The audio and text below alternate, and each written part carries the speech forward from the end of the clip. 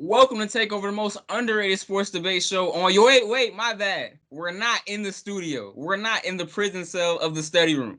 So this is Takeover from the crib.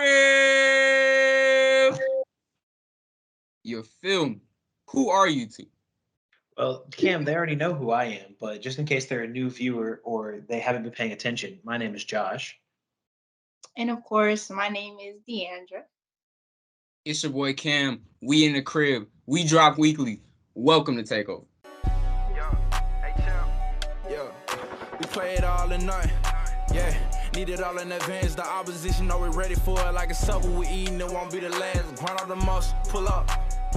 Parker right on the grass. We coming in, take over everything, run it up. Nothing holding me back. 3 in the wood. Rush. Starting off with our first topic, especially during the playoff times, a lot of players get categorized as superstars. Last year, I heard that Trae Young and Donovan Mitchell were superstars. Over the past couple of years, we've seen these role players or all-star players be called superstar players and put in categories. But we really don't know what a superstar actually is. So if you guys could give me the definition or tell me what a superstar is, what would be a superstar in your definition? All right, so first things first, NBA fans as a whole need to stop calling everyone a superstar. Just because a player reaches a new peak in their career, or they reach a new milestone, does not mean that they are a superstar. And when you overuse the word a lot, it loses its meaning. And in my personal opinion, there shouldn't be 20 plus superstars in the league. To me, that's just my opinion. And to me, a superstar is really the highest caliber of a player. And to me, number one, I feel like you have to be the best player on the championship team. You have to be the clear first option. Um, they can have an all-star team around them, or they can have an all-star counterpart with them. They can have an all NBA talent on their team. But at the end of the quarter, who is the ball going to? Another thing, I feel like you have to be reliable and you have to be consistent. And when I say reliable, I don't necessarily mean like injuries. You know how when they talk about, or the most common saying is the best ability is reliability, right? Or availability.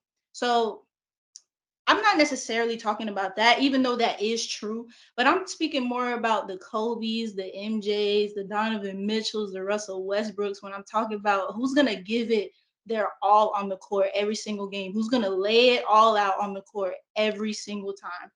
Another thing, I think you have to have the ability to lead a team through a playoffs or to a finals consistently. I'm not saying you have to make the finals every single year, but you should be present in the playoff picture, because obviously making the finals every single year is extremely hard to do. But I do believe you have to be in the mix. And finally, I think you have to have that X factor as well. We really don't know what the X factor is because it could be different for multiple players. I mean, most people would call it the killer instinct, but you have to put your best foot forward to be the best. And it's a certain characteristic that sets you apart from other players or other superstars. So that's the definition of a superstar to me. I think there's a ton of criteria that more often than not you have to hit. And I'm with y'all in that I think the term superstar is thrown around like way too much. Like we're trying to crown somebody in the playoffs as the next superstar. Like when they tried to crown Tyler Hero, I think it's very much the hot takes are flying. But I think there's a ton of different criteria that you can bring in, and I think the biggest one for me is you have to differentiate the superstars at one certain thing versus the overall superstar. So, for example, Rudy Gobert is a defensive superstar. Rudy Gobert is an absolutely phenomenal defender, and he's a superstar on that end. But because he is so codependent on offense, you can't call him an overall superstar because of that.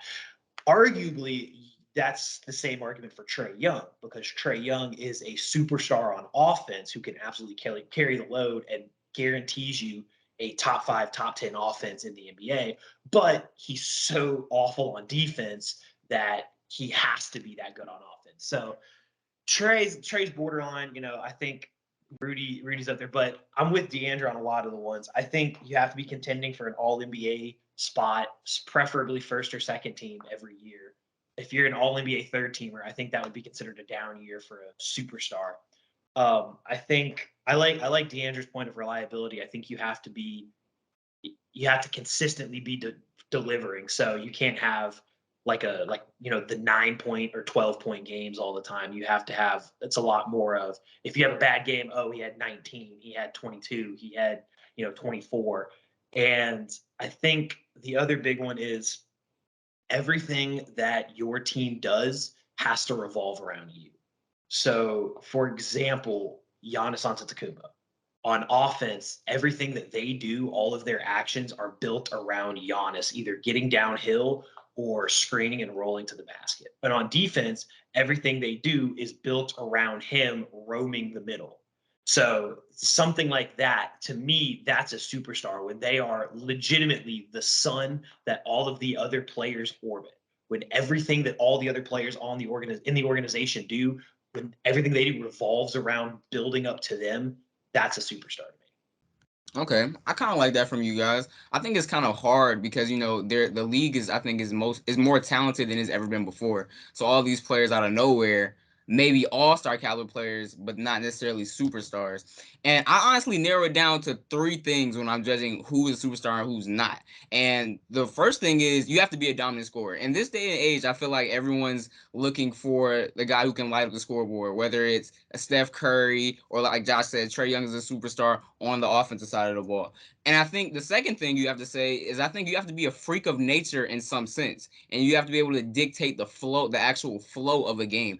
The defense needs to be reacting to you. You can't react to how the defense said. You need to be the pacemaker on the other side. And the last thing you need to do is be able to take over in big games, like DeAndre said. And a lot of people throw the word superstar around a lot, but to me, there are only 8 superstars in the league. Everyone else is an all-star, and I'll give you the list of who the I 8 was are hoping on you'd this bring the list. list. Okay, I I was got a hoping list you'd for bring you. the I got names. a list for you. It's Giannis. Give me LeBron.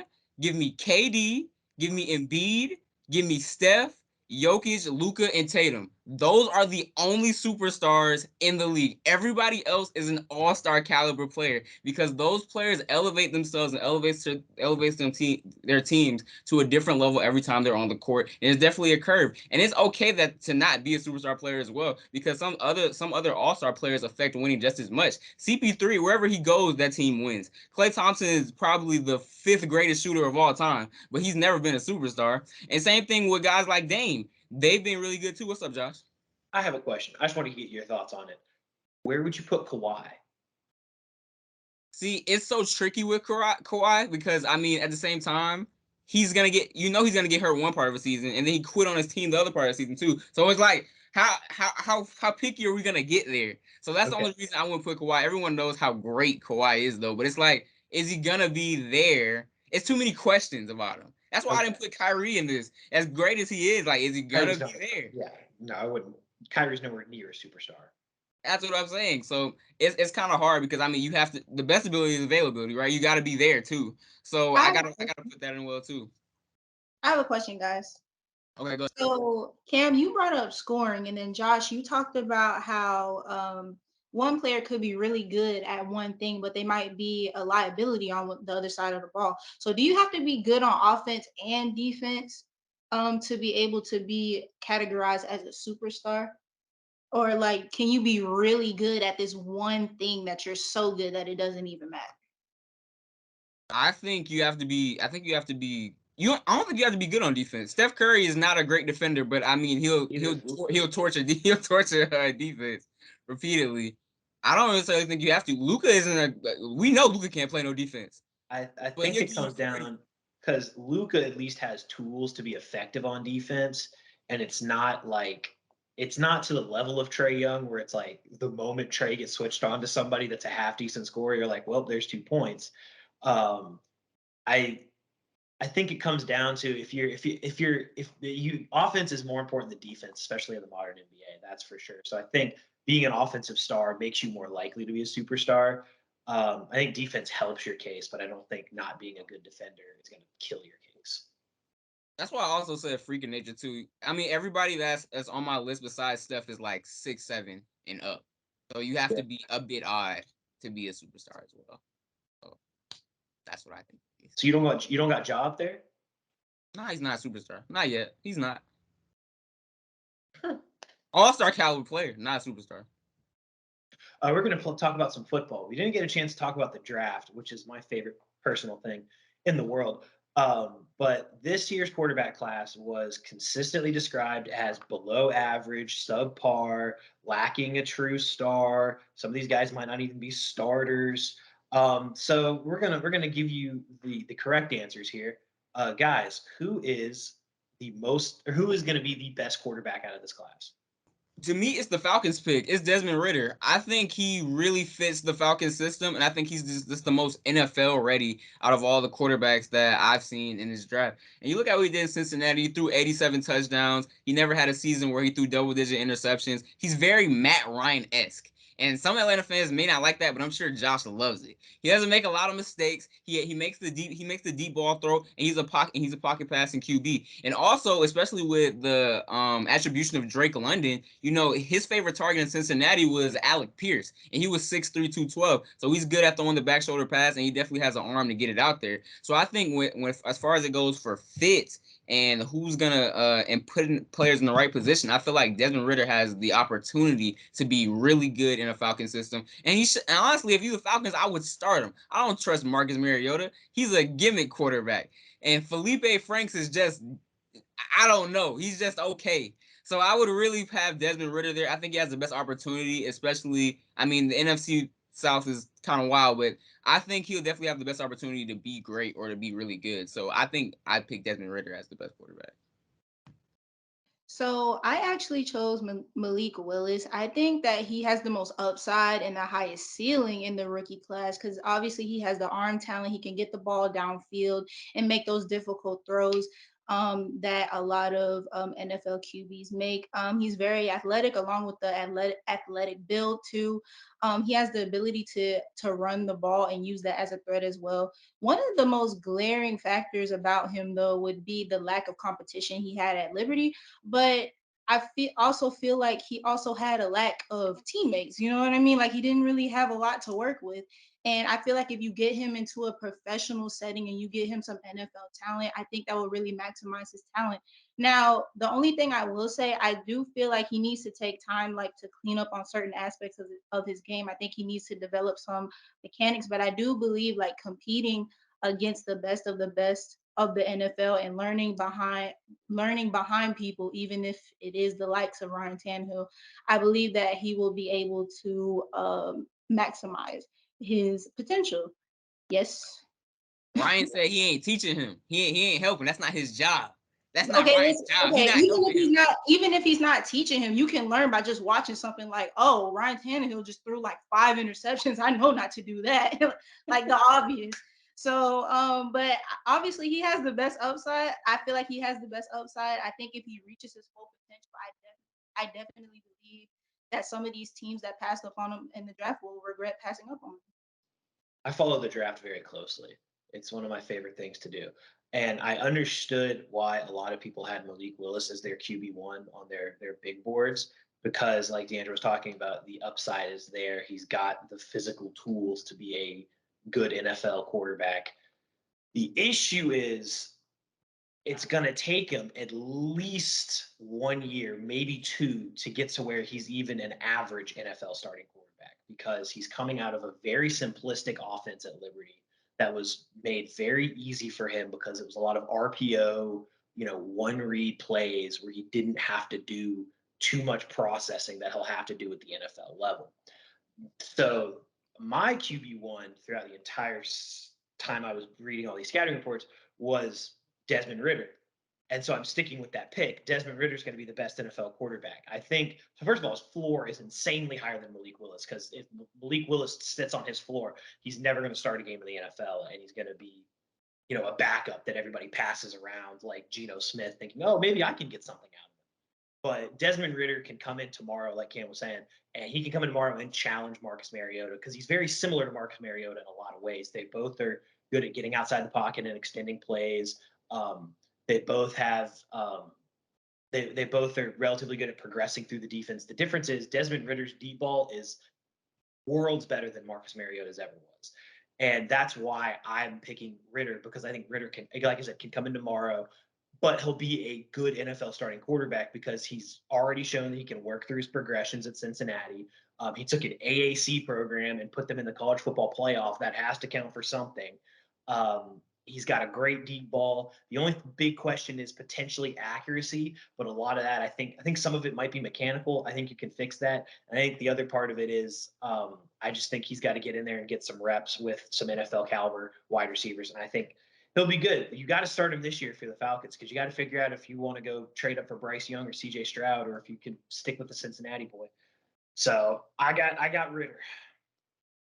All I would say, But oh, I was gonna say, all I would say in response to you guys, like I totally agree with you guys about how he can come in and make a difference initially because he's so close to Mariota. But I will say, like, if we're saying who's the best quarterback, I don't think it just stops after 1 year. Like, even though he comes in the door, we still will have to track as the careers go on. So that's just something to look at.